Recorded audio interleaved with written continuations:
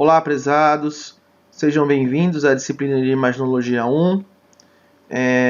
Estamos na modalidade remota e eu tinha preparado para compartilhar essa aula com vocês de forma remota nessa semana, porém, devido a uma disposição aos sinais e sintomas do Covid-19, um pouco de dispneia e tosse, eu achei mais viável gravar essa aula, compartilhar na plataforma de estudos, no SIGA, e espero que na próxima semana, na quinta-feira, a gente possa se reunir de forma remota, para a gente poder ir tirando as dúvidas no momento que elas apareçam.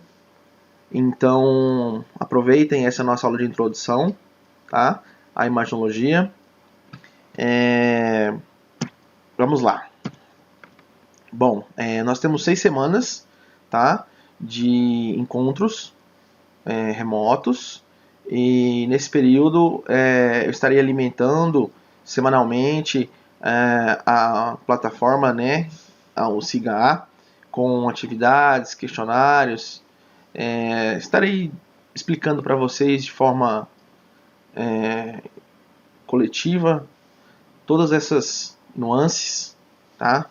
Sobre como a gente vai dirigir essas 6 semanas de ensino remoto.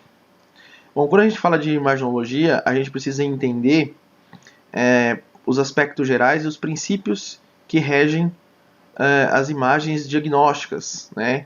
Já que a ciência que compõe a radiologia, ela é muito extensa, ela evolui muito rápido e tem evoluído muito rápido, com várias formas, vários métodos, de imagem, e a gente precisa entender os fundamentos físicos desses métodos, visto que dentro deles a gente tem algumas particularidades, tá?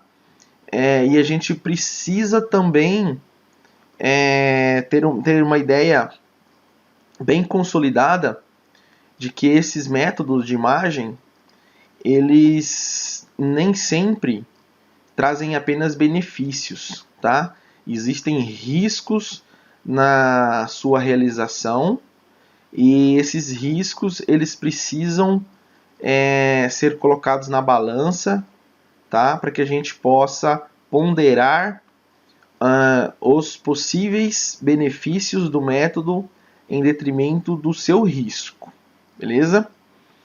O objetivo dessa aula é trazer à luz da reflexão, tá? De forma introdutória, de forma basilar, como a gente reconhece esses métodos, tá? E quais são as formas de energia que estão inseridas para a formação da imagem, né? Já que a imaginologia ela nos compreende a formação de uma imagem diagnóstica, né? Que tem principal função diagnóstica, tá? Imaginologia é um termo novo, ele vem para substituir um termo que foi no passado amplamente utilizado, que era o termo radiologia.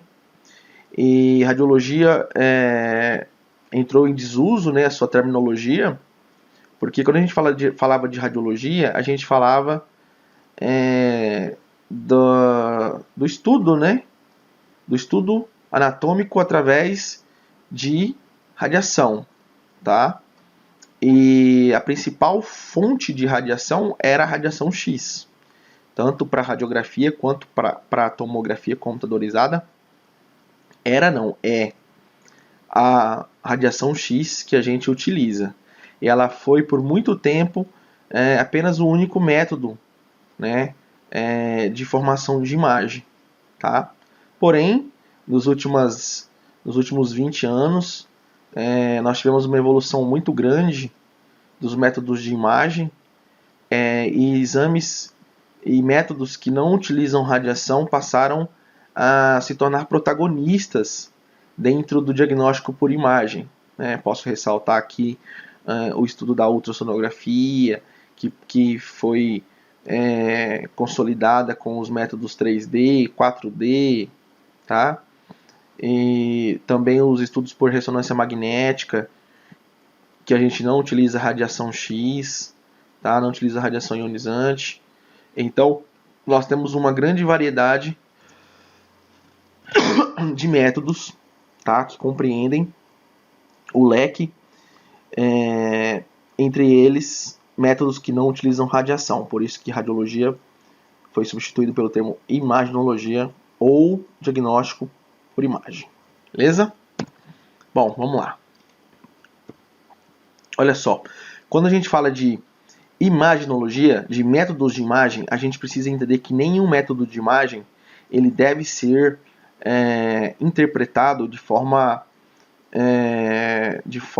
singular, tá? Ele precisa ser interpretado, precisa ser avaliado, levando-se em consideração algumas características, alguns fatores, entre eles os dados pessoais do paciente, tá? E aqui eu ressalto a importância da idade nesse contexto.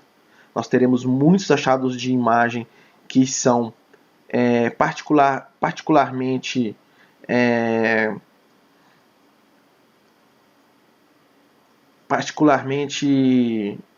inerentes à idade do paciente, tá? Que são característicos da idade, principalmente os mais idosos, tá? Nós temos também fatores epidemiológicos, e aqui eu posso ressaltar a importância da epidemiologia hoje, na pandemia do Covid-19, né? Um exemplo claro disso é que os achados de opacidade em vidro fosco, por exemplo, eles são muito inespecíficos, tá? Quando a gente os encontra na tomografia computadorizada, né? Hoje a gente ouve falar do termo opacidade em vidro fosco, né? Então esse termo ele é muito inespecífico. Ele pode ser traduzido por diversas doenças, né? Dentro das pneumonias virais, então, nós temos uma grande variedade. Porém, epidemiologicamente, se nós estamos dentro de um contexto epidêmico ou pandêmico, ele tem uma forte relação clínica com a pneumonia por Covid-19. Tá? Então, o contexto epidemiológico ele influencia muito na avaliação, na interpretação dos exames de imagem. Tá? Sinais e sintomas também são importantes. Tá? Nós temos doenças, nós temos sinais ou sintomas que não têm repercussão clínica, certo? E nós temos também alguns achados de imagem que necessariamente não são específicos de doenças, tá?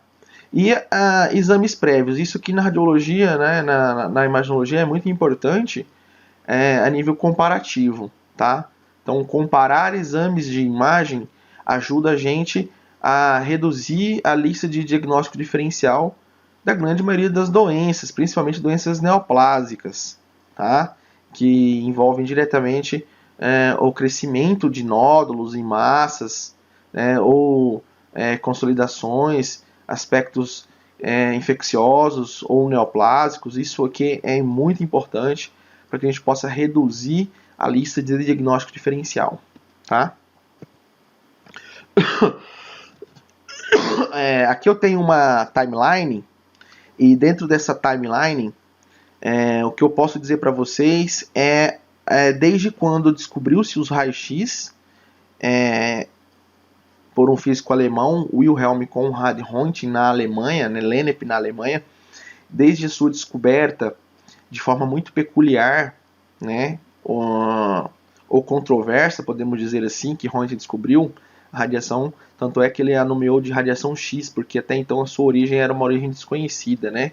Ele trabalhava com raios catódicos e sem nenhuma pretensão de descobrir os raios-x, ele acabou avaliando e considerando, né, que aqueles raios que eram formados pelo bombardeio de elétrons, ele era capaz de sensibilizar um ecrã, né? Ele então reconheceu que estava diante de uma energia então até desconhecida, tá? Que tinha um poder de energia muito elevado. Tá? Em 1896 já se direcionou o uso dessa fonte, né, dessa forma de energia para a medicina, para estudos, né, de relação com o corpo humano. Aí nós tivemos um salto, né, já que em 1900 nós tivemos o primeiro prêmio Nobel de Física, foi para quem descobriu os raios-x.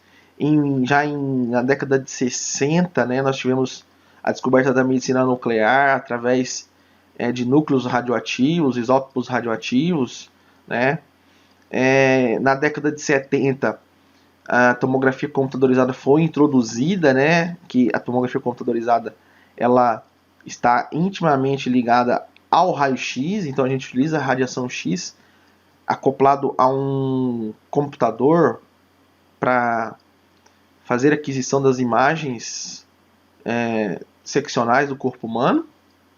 Em 1980, nós tivemos a comercialização dos scanners de ressonância magnética. Tá? A ressonância magnética ela é desprovida de radiação X, a gente utiliza uma outra fonte de energia, que é as ondas de radiofrequência e campo magnético bem elevado. Tá? Em 1985 nós tivemos a inserção da radiografia digital, o sistema PACS, a informatização, né, a internet, ela auxiliou nesse contexto de informatização, a telemedicina, a teleradiologia. Em 1990 nós tivemos um salto tecnológico da tomografia computadorizada, que até então demorava ali 20, 30 minutos para aquisição volumétrica de um crânio. A TC helicoidal ela facilitou essa aquisição, principalmente no tempo, né? Reduziu-se o tempo de exame, isso é um fator importante dentro da medicina. Exames de pacientes mais graves se tornaram muito mais rápidos. Tá? E em 1998 nós tivemos a TC Multislice, que o que diferencia do sistema Multislice do sistema helicoidal é que o sistema helicoidal ele é mais ou menos como se fosse uma hélice, tá? Ó, faz isso. O scanner de tomografia. Já a TC Multislice, ela não. O que ela faz? Você tem uma aquisição volumétrica, tá? Você funciona de forma helicoidal, só que enquanto que você fazia um corte, 2 cortes, 3 cortes, 4 cortes, a TC Multislice em cada giro desse, né? Vamos desenhar aqui um paciente, né? Ó. Então ele está dentro desse scanner, né? Então se você tinha aqui a cada giro desse aqui uma imagem, a TC Multislice ela faz uma grande quantidade de imagens, tá? Então você tem aqui 20, 30 imagens feitas a cada varredura dessa em torno do paciente, tá? Então isso aí tornou o exame ainda muito mais rápido.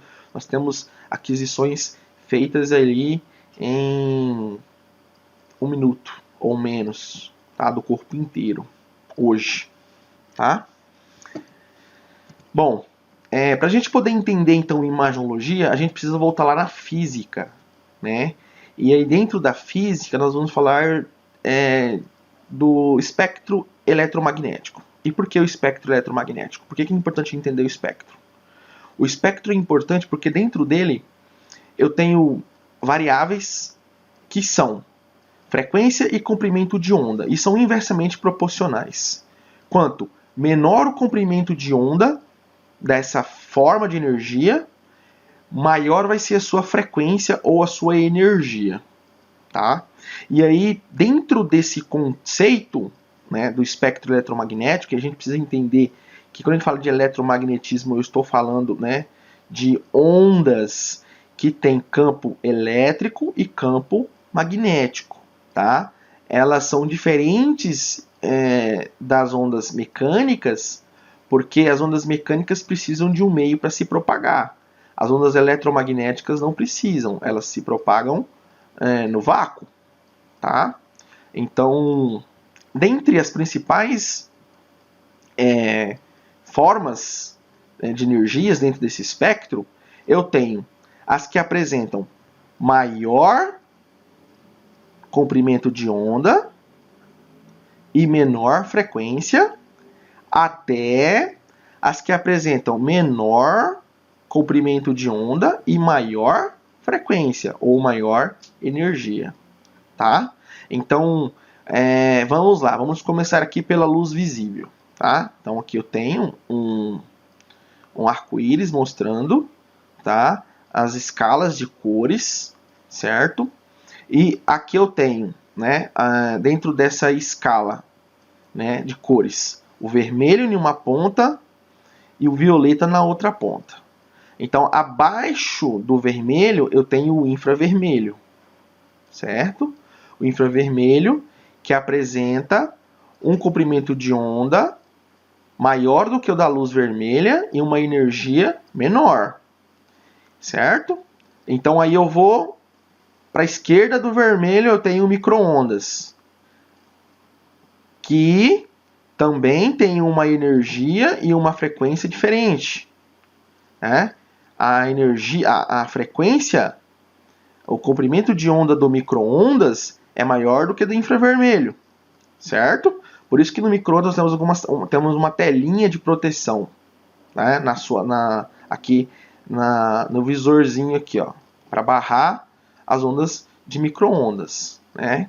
Ficar ali concentrada no nosso alimento, excitando as moléculas de água e assim fazendo com que o nosso alimento se esquente, né? Seja esquentado. E aí, por fim, eu tenho as ondas de rádio, que apresentam maior comprimento de onda e uma energia menor do que a do micro-ondas. Tá? Que posso ressaltar que eu tenho as ondas de rádio AM, FM, né? de amplitude modulada ou frequência modulada e assim por diante. Tá? Então, para cá, ele vai ter sempre maior comprimento de onda e menor energia. Tá? Para agora, à direita do violeta, eu tenho o ultravioleta, o raio-x e o raios gama. E para cá, eu tenho cada vez menor comprimento de onda e maior energia. Então, por isso que o raio-x ele é altamente energético, muito mais energético do que as ondas, os raios ultravioleta, certo? Muito mais, tá? Certo? E a radiação gama também, ela tem uma frequência maior do que os raios-x, certo? E a gente consegue formar imagem com raio-x, tá? E a gente também consegue formar imagem com radiação gama, certo?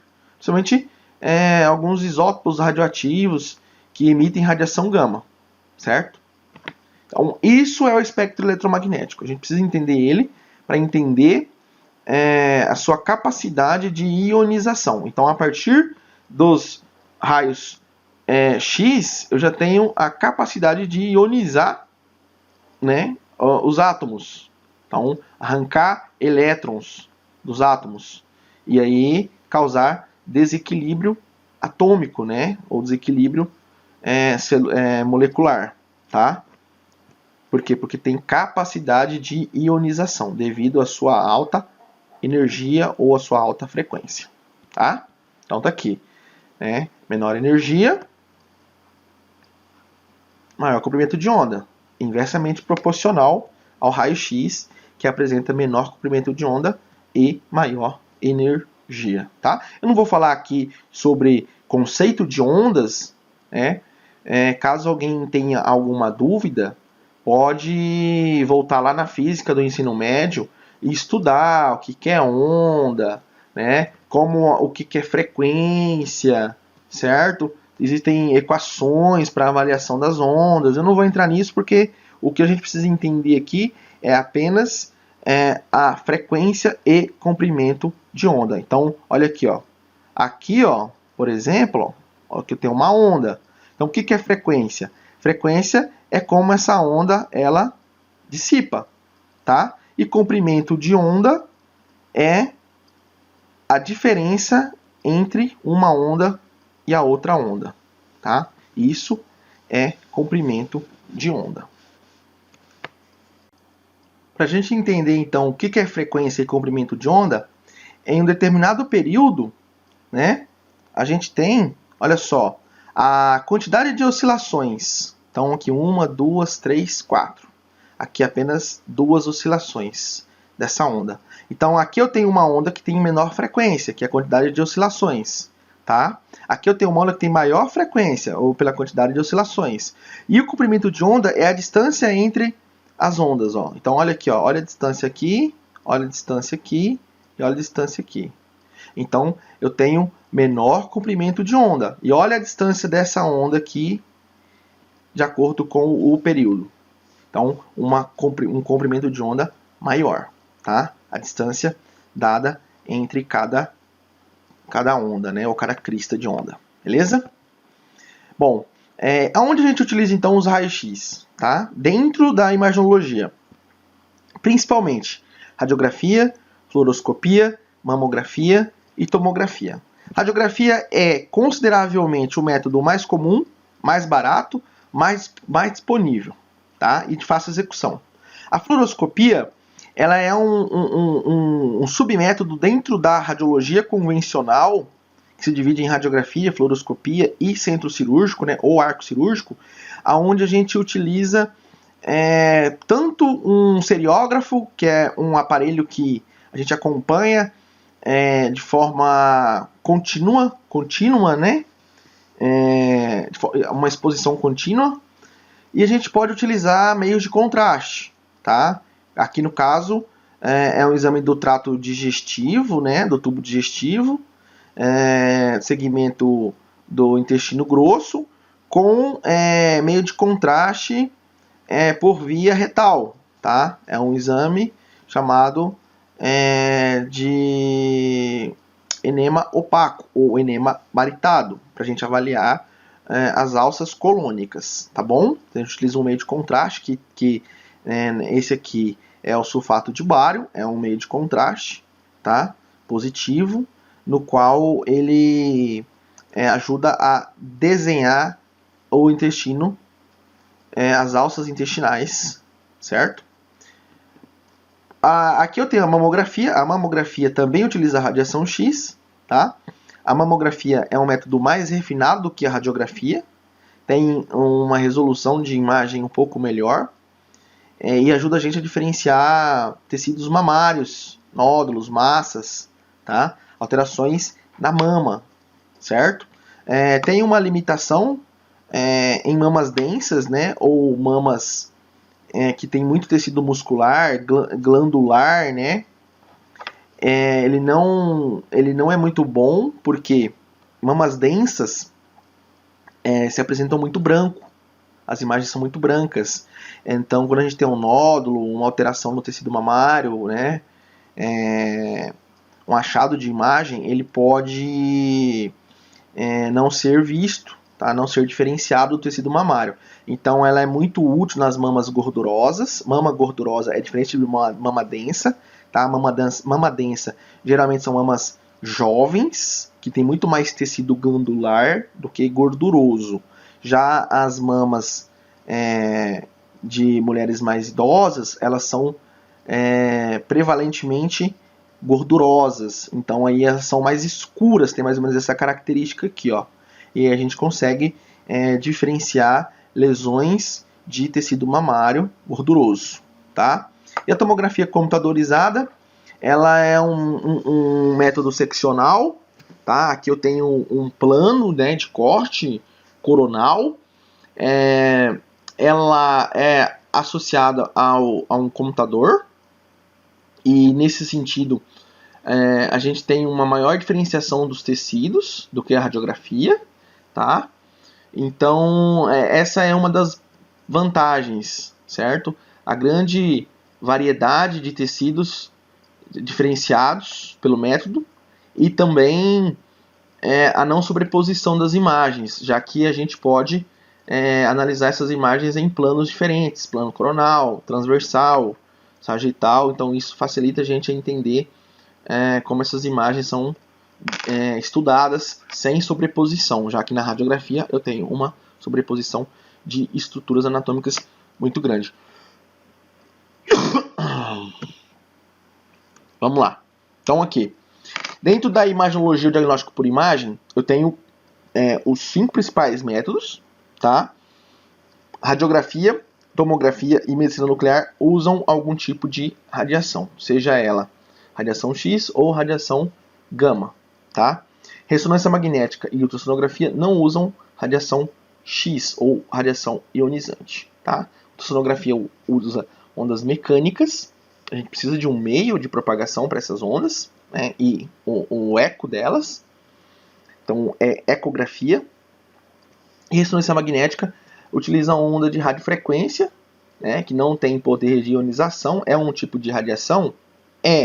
Tá? Mas é um tipo de radiação que não é ionizante, tá? Então, isso é importante, porque acaba não oferecendo riscos ao paciente pelo uso das ondas de radiofrequência, porém essas ondas de radiofrequência são associadas a um forte campo magnético, e esse campo magnético ele pode eventualmente causar alguns riscos, tá? Principalmente a objetos, eles interagem com objetos ferromagnéticos e podem deslocar esses objetos e causar algum tipo de acidente, tá?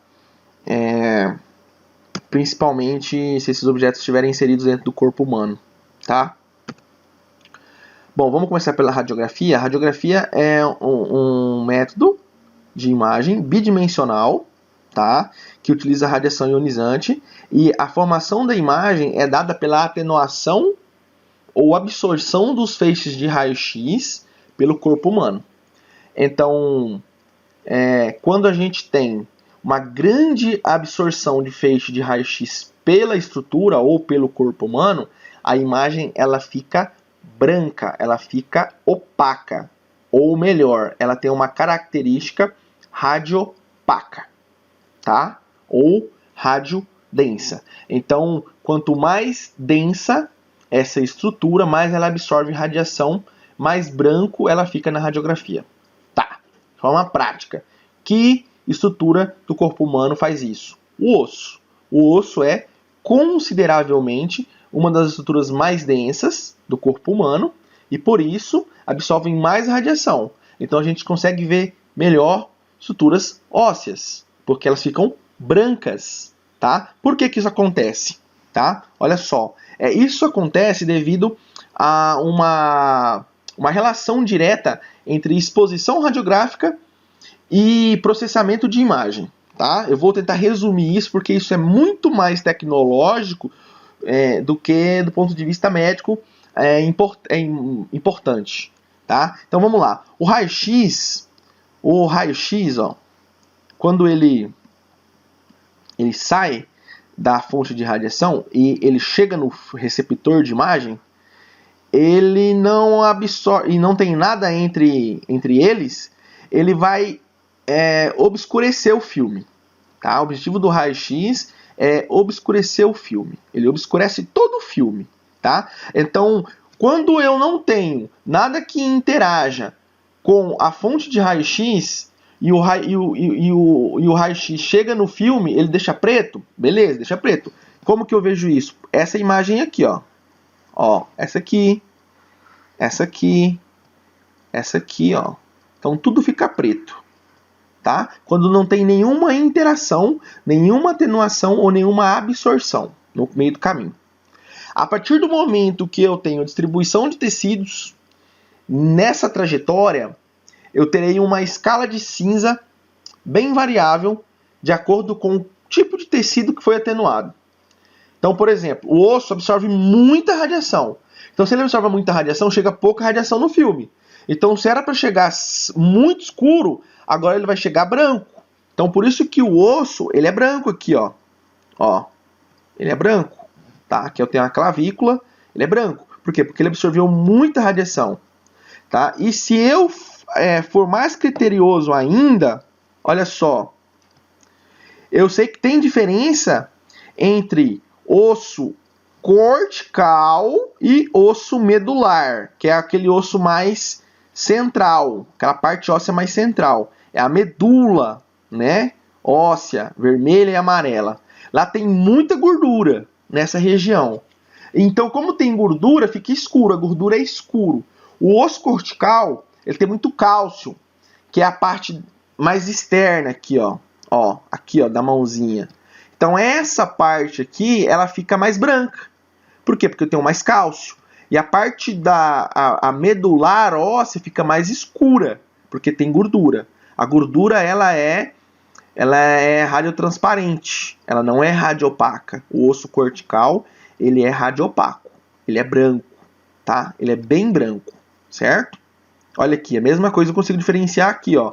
Aqui eu tenho o osso longo, né, o húmero, e olha, o córtex humeral é mais branco do que a medula. A medula é mais escura, porque eu tenho gordura aqui, certo?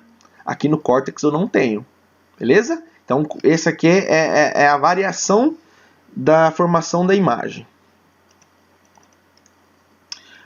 Vamos lá. Tá, o que mais que eu posso falar sobre atenuação? O ar. O ar, ele atenua pouco, ele absorve pouca radiação. E a gente sabe que quando o raio-x ele não interage com absolutamente nada e chega no filme, ele fica preto. Então, o ar, como ele não absorve, ele não interage com a estrutura, ele vai ficar o quê? Preto, enegrecido. Então, por isso que a radiografia ela tem uma indicação muito precisa e muito ampla em duas principais áreas da medicina que são importantes. Um é a ortopedia, então a gente utiliza a radiografia na maioria das fraturas, para avaliação da maioria das fraturas, e a gente também utiliza a radiação X para avaliação do tórax, porque no tórax eu tenho os pulmões, tá? Aqui, ó, deixa eu só apagar aqui, ó, aqui eu tenho, ó, os pulmões, ó, então o pulmão direito, ó, bem aerado, bem escuro, tá? Aqui o pulmão esquerdo, ó, bem aerado, bem escuro. Então, qualquer alteração no parênquima pulmonar, como a ocupação do parênquima pulmonar por processo infeccioso ou líquido, ele vai mudar a sua avaliação, tá? A avaliação ela é diferente.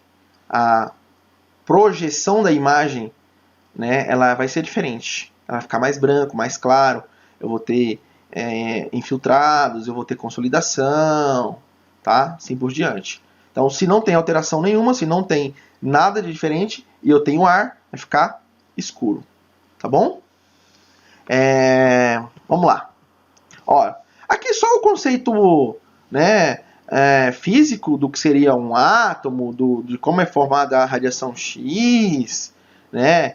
Eu tenho algumas características da formação do raio-x, mas de forma bem geral, o raio-x é formado pelo choque, né, dos elétrons contra a eletrosfera, né? Então, eu tenho duas unidades, chama cátodo e ânodo. Então, do cátodo saem elétrons, esses elétrons chegam no ânodo e na região molecular, eles vão arrancar elétrons. Então aqui vai arrancar um elétron aqui, vai jogar fora um elétron, né? Vai ter mais energia para arrancar elétron. E aí um elétron das camadas mais internas, eles terão que se locomover, né, para as camadas mais externas para ocorrer o equilíbrio atômico. E aí você tem a dissipação de raio-x. Então raio-x de forma conceitual, a transformação da energia cinética em energia eletro magnética, tá? Certo? Olha lá, no tubo de raio-x é mais ou menos assim. Eu tenho estruturas como o cátodo. Esse cátodo ele é composto também por uma outra estrutura chamada de filamento, que são esses dois filamentos aqui. Esses filamentos eles são elevados a alta temperatura. Essa alta temperatura faz com que os elétrons sejam formados, né? Certo? Através de um efeito chamado efeito termoiônico. E esses elétrons são acelerados em direção ao ânodo, tá? A nível molecular, aonde você tem por duas formas. Uma delas eu já disse que é arrancar elétrons da camada e a formação e a ocupação de elétrons das camadas mais para as camadas interiores para as camadas exteriores, a formação de raio-x, ou quando eles são freados pelo núcleo também, tá? Então vou dar só um exemplo aqui para mostrar para vocês isso, ó. Vamos dizer, deixa eu só apagar isso aqui.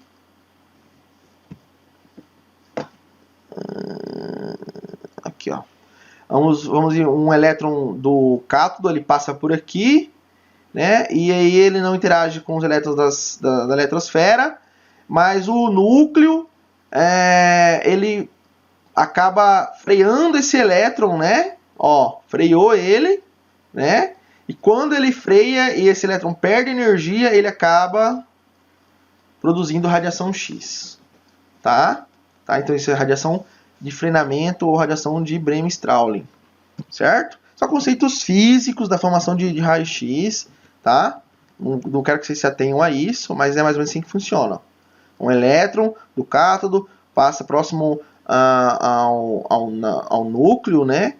E não atinge o núcleo, passa próximo do núcleo, é freado pelo núcleo, pela força de atração do núcleo, e você tem a formação de raio-x pela eletrosfera, tá? Então, aonde é formado o raio-x? Na eletrosfera, tá? Não é no núcleo do átomo. Então, radiografia, aqui, só para a gente poder entender a atenuação dos raios-x, ó.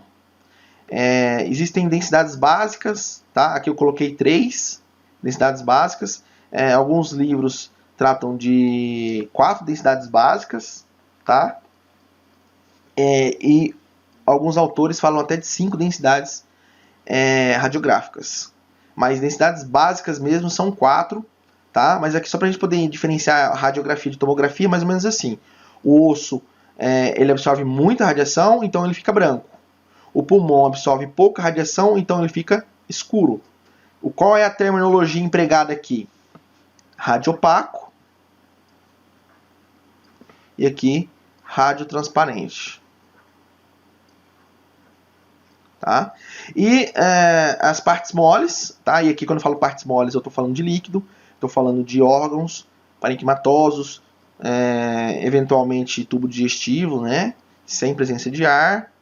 Quando eu tenho presença de ar eu consigo visualizar a grande parte, algumas estruturas do tubo digestivo, como estômago, intestino, reto, tá? Esôfago eu não consigo visualizar na grande maioria das vezes, né? Tem essa característica aqui que é um cinza, que a gente chama isso aqui de isotransparente, certo? Então radiografia é densidades básicas. Quais seriam as outras duas densidades básicas? Gordura, que é um pouco mais escuro do que as partes moles, tá? E uma outra densidade que ela não é uma densidade corpórea, mas que tem relação direta com o raio-x, com a radiografia, é o metal, tá? Ou o meio de contraste, que é muito mais branco do que o osso, tá? Olha lá. Então aqui eu tenho as densidades básicas, né? 4 densidades básicas: clavícula, osso, tá? Partes moles, coração, fígado, ó, tá aqui, tá? Gordura. A gordura aqui, ó, ela é essa estrutura aqui, ó. Ela é intermediário. Ela não é nem preto como o ar e nem cinza claro quanto as partes moles. Então, é uma densidade de cinza mais escuro, tá? E não tem o metal aqui, não tem a densidade de metal, tá? Então, 4 densidades básicas: gordura, partes moles, ar, aqui nos pulmões, ó, né? Esqueci de falar do ar, tá?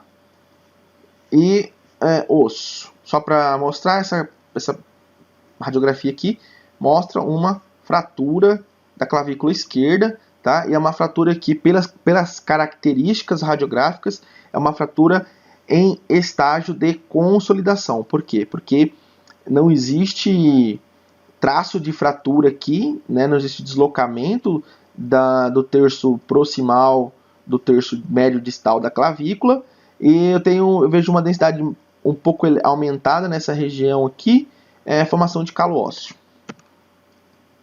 Então, assim que surge a radiografia, tá? Então, o raio-x é gerado, esse raio-x ele é absorvido ou atenuado pelo corpo humano, e aí eu tenho a formação da imagem, que pode ser analógica, pode ser digital. E aqui um termo importantíssimo na radiografia é o seguinte: como é que eu solicito radiografia? Tá? Primeiro, a gente precisa entender anatomia humana, anatomia por imagem, entender que radiografia é um método bidimensional. Então, se ele é um método bidimensional, a gente precisa de projeções ou incidências diferentes para avaliar a mesma estrutura. Tá? Por quê? Porque existem sobreposições, e o que nos ajuda a minimizar essas sobreposições é justamente as incidências. Então, para saber solicitar uma radiografia, precisa entender de incidências, tá? Incidências radiográficas ou projeções. Aqui, só para mostrar uma outra densidade de densidade radiográfica, que é o meio de contraste. Então, eu tenho o meio de contraste no sistema pielocalicial, aqui, rim direito, ó, ureter direito, rim esquerdo, ó, ureter esquerdo, junção uretero-vesical, e aqui a bexiga cheia de contraste. Esse contraste aqui é contraste à base de iodo, e esse exame aqui é chamado de urografia intravenosa, tá? Aqui mostrando duas características importantes desse exame, né, que é a morfologia e a função, né, do sistema pielocalicial e sistema excretor. Aqui eu tenho uma obstrução aqui no ureter proximal, fazendo uma hidronefrose, a montante, lá no rim direito. Então, fisiologicamente, esse contraste não está sendo excretado da forma correta, ideal. E do ponto de vista anatômico, esse ureter, existe uma variação aqui. Eu tenho uma duplicação ureteral. Olha aqui, tenho aqui e aqui uma pelve renal, né, duplicada, tá? Uma variação anatômica. Então, a maioria dos exames contrastados, a gente, por mais que tenha entrado em desuso, ele tem esse objetivo: avaliação da fisiologia e da anatomia. Aqui eu tenho um exame do trato digestivo, tá? É um exame à base de sulfato de bário para avaliação das alças intestinais. Aqui é uma sala de radiografia, mostrando para vocês, tá? Uma sala simples, uma sala que ela é composta por um aparelho de raio-x aqui dentro, que é formado raio-x, tá? Na ampola de raio-x. E os exames de radiografia, eles podem ser realizados tanto em ortostático, aqui nessa bandeja, quanto os exames podem ser feitos também com o paciente em decúbito dorsal, ventral, lateral, dependendo da projeção e da indicação clínica, ele pode ser feito em posições específicas, tá? Aqui é o sistema de processamento, certo? É um processamento digital, esse aqui. É feito a exposição, né, a radiação dentro desse cassete. Esse cassete é colocado nesse scanner para leitura. Essa imagem ela vai ser traduzida, né, a uma imagem digital aqui na tela do computador e depois impressa em um filme, né, uma película, tá? Que pode ser tanto em poliéster quanto em papel. Quais são as vantagens e desvantagens da radiografia? É um exame rápido, de fácil execução, pode ser feito através de aparelhos portáteis, né? No leito, isso aqui é importante para a maioria das unidades de terapia intensiva, box de urgência e emergência. Existem limitações desse aparelho, não faz todos os exames, isso é importante dizer, tá? É um exame não invasivo, de baixo custo e ampla disponibilidade com diversos tipos de tecnologia. Eu tenho desde processo analógico até o amplamente digital, tá? Quais são as desvantagens? Utilizar radiação X. Radiação X ela é um tipo de radiação ionizante e as gestantes a gente precisa avaliar risco-benefício, crianças também. E são imagens bidimensionais. Imagens bidimensionais como essas aqui, ó, tá? Certo? Então são imagens bidimensionais de sobreposição. Então aqui, por exemplo, tem o mediastino, a área central do tórax, os pulmões, né? Os arcos costais, os pulmões estão sobrepostos, os ápices pulmonares, então existe sobreposição. Nesse sentido, é importante que a gente avalie no mínimo 2 projeções ou 2 incidências, tá? 2 radiografias. Aqui a radiografia do mesmo paciente na posição lateral, que ajuda a gente a caracterizar, por exemplo, o mediastino em divisões, tá? Anatômicas, sobreposição, onde eu vi a sobreposição da área cardíaca, por exemplo, agora eu já não consigo, já não tenho mais a sobreposição. Então a área retroesternal, por exemplo, ou a retrocardíaca, agora são bem visualizadas na projeção lateral, já que aqui eu tenho uma limitação, tá, devido à sobreposição das estruturas anatômicas. A tomografia computadorizada, ela vem para poder reduzir algumas limitações que existem na radiografia.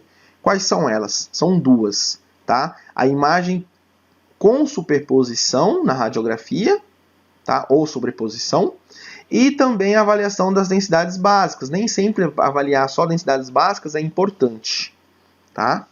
E a tomografia, ela acaba caracterizando melhor essas densidades básicas em densidades mais específicas, tá? Então aqui, por exemplo, eu tenho uma radiografia daquele paciente, né, com fratura de clavícula, né, existe uma sobreposição, né, que é o feixe de raio-x, mostrando que no tórax eu tenho sobreposição de, no caso aqui, externo, coração, coluna, está tudo sobreposto, tá? Olha lá como é que fica a imagem, sobreposta.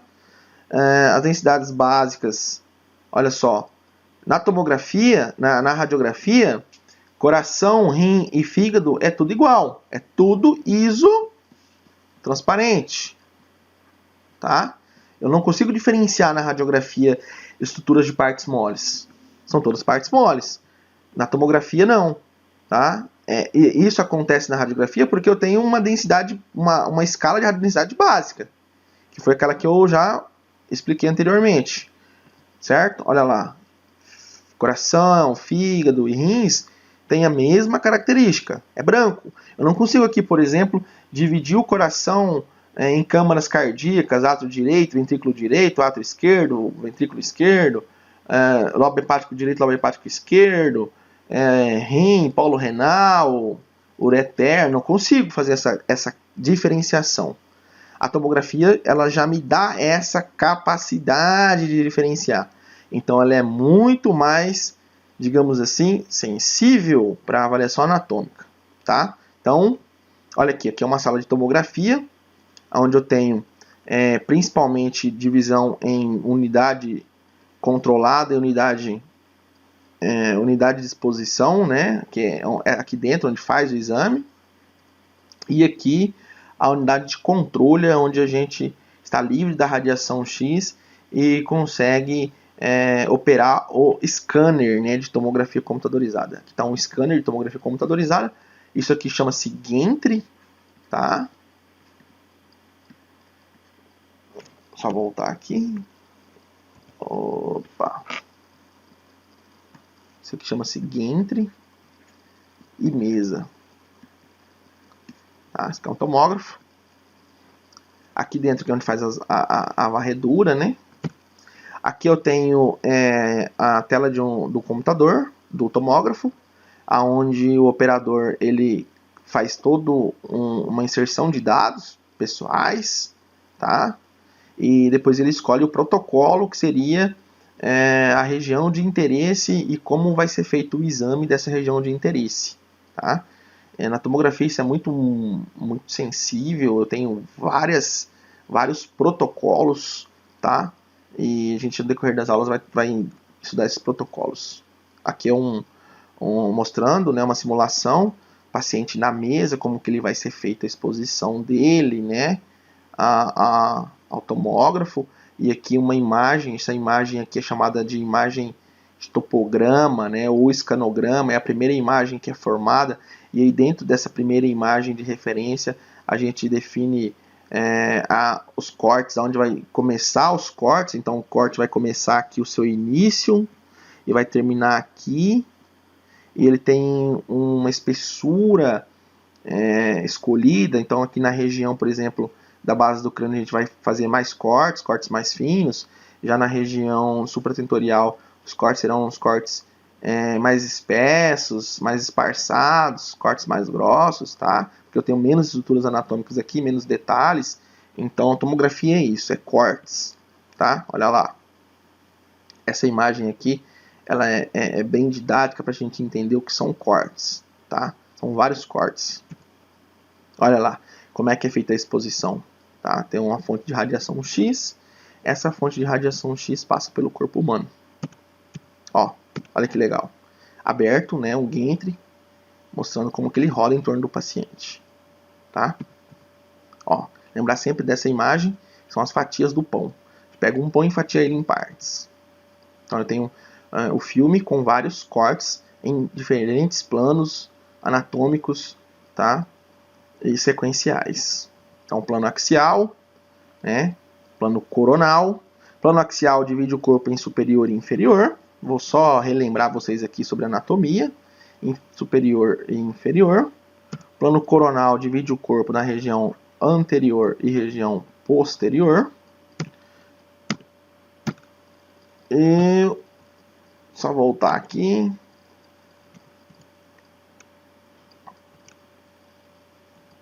Faltou o sagital. Faltou o sagital. O sagital divide o corpo em direito e esquerdo, tá? Aqui, não vou falar de anatomia agora nesse momento, tá? Vou deixar para vocês dar uma estudada na anatomia. Aqui é um aparelho de ressonância magnética. A ressonância magnética a gente tem que lembrar que não usa radiação X, porém usa um campo magnético muito elevado, tá? 3,5 Tesla, por exemplo, de campo magnético. Existem campos magnéticos bem potentes. E o maior risco desse campo magnético é justamente estar ligado e passar com um aparelho, por exemplo, um aparelho eletrônico, e ele não é permitido na sala de exames, porém, né, se isso acontecer, ele será fortemente atraído pelo campo magnético, causando algum acidente ao paciente, e assim por diante, tá? Então, existem contraindicações que são relativas e contraindicações absolutas aos exames de ressonância magnética. Como que funciona a física disso? Nós temos aqui um corpo humano, né? Vários spins magnéticos que precessam em diversas formas e direções diferentes, tá? E a gente coloca esses spins dos prótons de hidrogênio. Quando eu estou falando dos prótons de hidrogênio, que é muito mais fácil de estudar eles, tá? Dentro de um forte campo magnético. Esse forte campo magnético ele vai fazer com que esses spins eles estejam colocados em uma direção ou uma direção do mesmo campo magnético ou contra o campo magnético, né? Dependendo da força desses spins.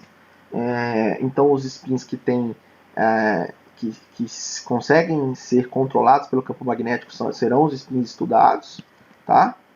E aí a gente emite uma onda de radiofrequência nesses spins, ou seja, transfere energia para que eles saiam da posição inicial do campo magnético, vão para um outro ângulo de posição.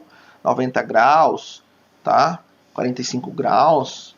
E aí depois a gente corta essa transferência de energia. Esses spins voltam novamente à posição do campo magnético. E aí a gente tem a formação da imagem. Mais ou menos a física da ressonância é isso. Então eu tenho que ter ondas de radiofrequência e campo magnético. O campo magnético entra primeiro, para que a gente possa unidirecionar esses spins, e as ondas de radiofrequência para a gente transferir energia para esses spins para poder estudá-los. Tá? Aí as imagens de ressonância magnética. Aqui uma ressonância magnética do coração, tá? Mostrando o estudo fisiológico, né, do coração, da área cardíaca.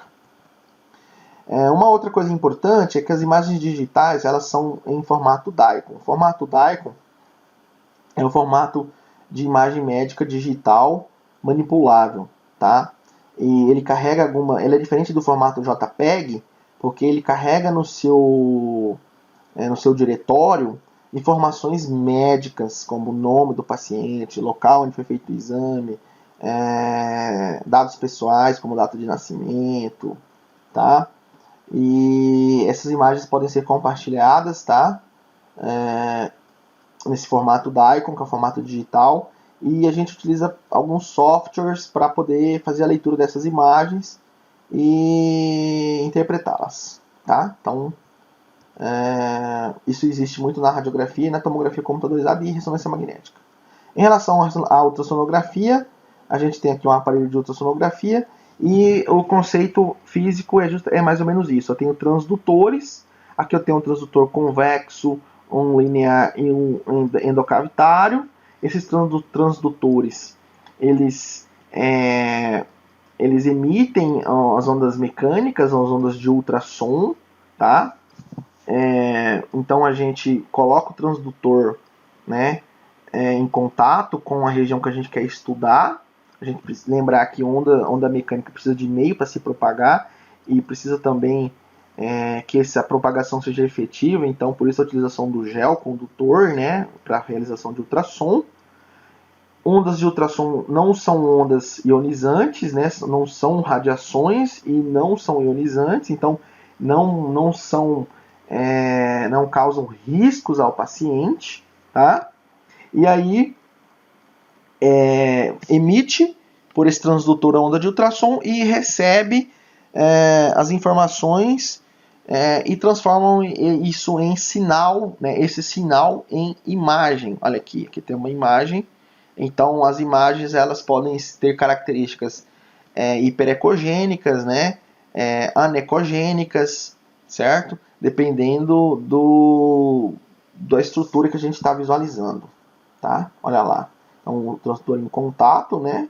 Então lá, chegou lá a onda de ultrassom, encontrou uma barreira física, essa barreira física devolveu essa onda, então a gente tem um fundo acústico que a gente fala. Esse fundo acústico é a formação da imagem, tá? Quais são as vantagens e desvantagens? É um exame rápido, de fácil execução, pode ser feito no leito, pode ser transportado, não invasivo, baixo custo. Uma das vantagens também é porque ele é dinâmico, né? A gente pode promover o deslocamento do paciente na hora da realização do exame. As desvantagens do método é operador dependente, então depende muito da experiência do operador, né? Do médico que realiza o exame. Também dependente do tipo de aparelho, tá? E tem limitação na avaliação de órgãos ocos, por quê? Porque tem ar, então o ar não é tecido que a gente possa formar a imagem.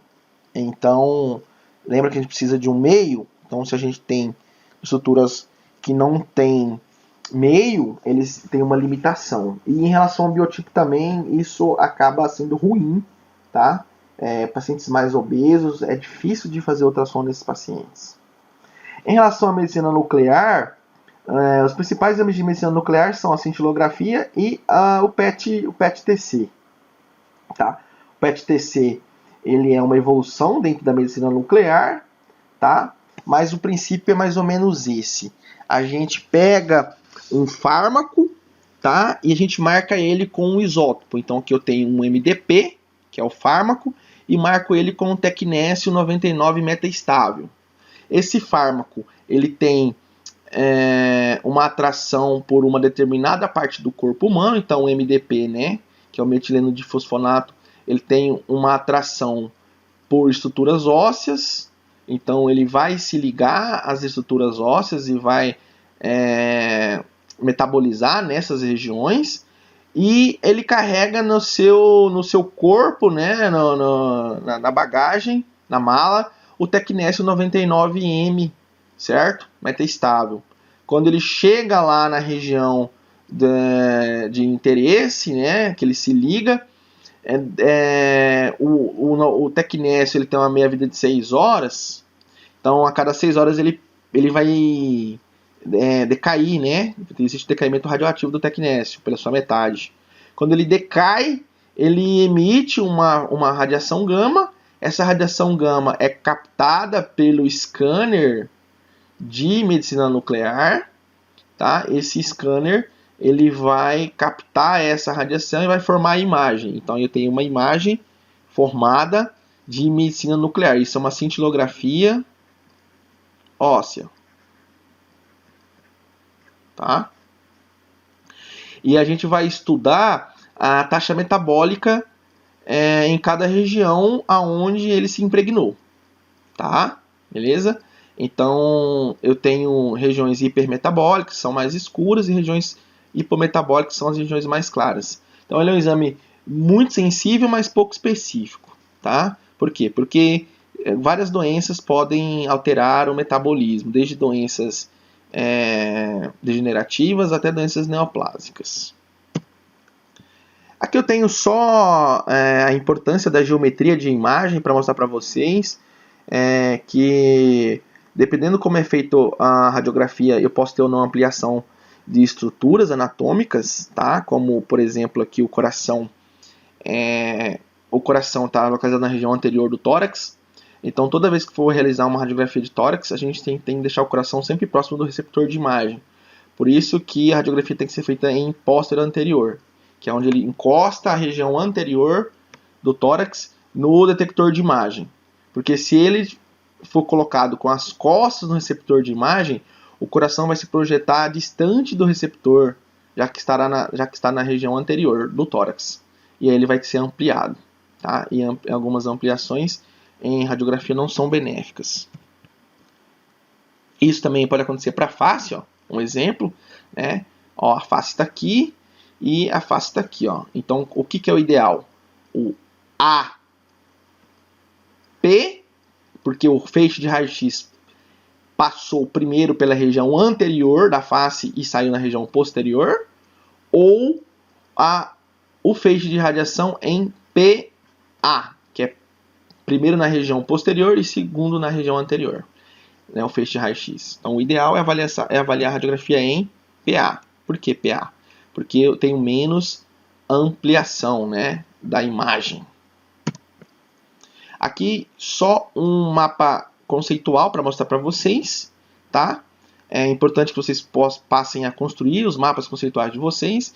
Em relação aos métodos de imagem, eu posso primeiro subdividi-los em métodos que usam radiação eletromagnéticas e ondas mecânicas, né? Então, dentro das ondas das radiações eletromagnéticas, eu tenho as radiações ionizante e não ionizante, e onda mecânica é aquela que precisa de meio para se propagar. Estou falando apenas das ondas de ultrassom, tá? Dentro das radiações ionizante e não ionizante, eu tenho a ressonância magnética, que utiliza ondas de radiofrequência, tá? Que são aquelas que têm comprimento de onda muito elevado e frequência muito baixa. Frequência tão baixa que não é capaz de ionizar o átomo. Já dentro da radiação ionizante, que são aquelas que têm um comprimento de onda menor e uma frequência ou energia maior, eu estou falando de radiografia, tomografia, que usa radiação X, e estou falando também de medicina nuclear, que usa radiação gama. Beleza? Era isso aí, pessoal. Obrigado e até a próxima.